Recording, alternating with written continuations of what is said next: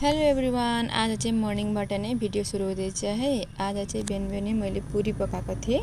पुरी चाहिँ हेर्नु न कस्तो राम्ररी फुलिदिँदैछ। मलाई चाहिँ यसरी पुरी फुलिदियो भने अरू पकाउन मन लाग्छ।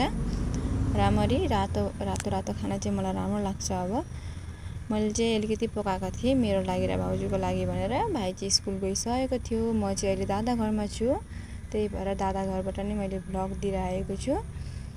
पुरी चाहिँ हेर्नु न कस्तो राम्ररी रातो भएर यसरी फुल्यो भने चाहिँ खाना पनि राम्रो लाग्छ। अनि मैले चिया पनि बसाएको थिएँ, लाल चिया। दुध चिया खायो भने फेरि ग्यास भइहाल्छ। त्यसपछि यसरी रेडी पारेर पुरी चाहिँ मैले खाइरहेको थिएँ। खाँदा हामीले चिकन बनाउने भनेर आलुलाई फ्राई गर्न थाल्यौँ। आज चाहिँ हाम्रो चिकन खाने कुरा थियो। त्यसको पछाडि आलुलाई अलिकति रेड पारेर फ्राई गरेर यसलाई निकाले।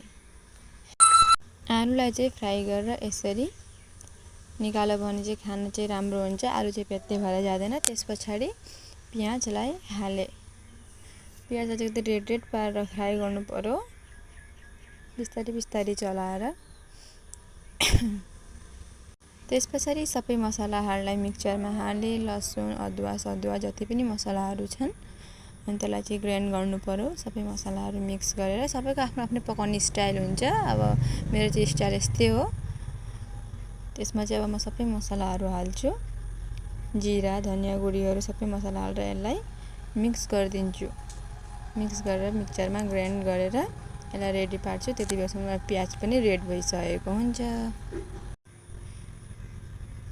यसरी हाल्नु पर्यो। त्यसको पछाडि मिक्सचरमा यसलाई ग्राइन्ड गरेर अघि बनाएको प्याज पनि यसरी र तेजपात पनि हालिदियो भने स्मेल चाहिँ राम्रो आउँछ।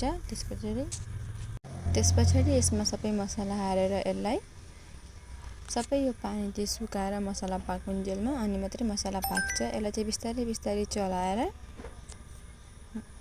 के भन्छ यो सबै पानी चाहिँ सुकाउनु पर्छ। अनि मात्रै मसलाको तेल निस्क्यो भने चाहिँ चिकन चाहिँ टेस्टी हुन्छ खानुमा।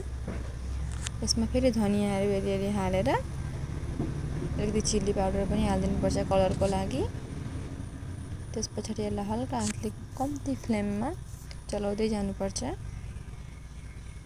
माझमा एक दुई खेप चलाउँदै जानुपर्छ। अनि मसलाको जबसम्म तेल निस्किँदैन तबसम्म लाहे पाक्न दियो भने चाहिँ मसला मजाले पाक्यो भने चाहिँ चिकन पनि खानामा टेस्टी हुन्छ। त्यसपछि यस्तो भएको थियो बिचमा। अनि यतिको मसला पाकेपछि चाहिँ हाम्रो चिकन पनि हाल्ने रेडी भइसकेको छ। अनि हामीले चिकन हालिदियौँ यसमा। चिकन हालेर चाहिँ मजाले चलाएर मजाले भुट्नुपर्छ।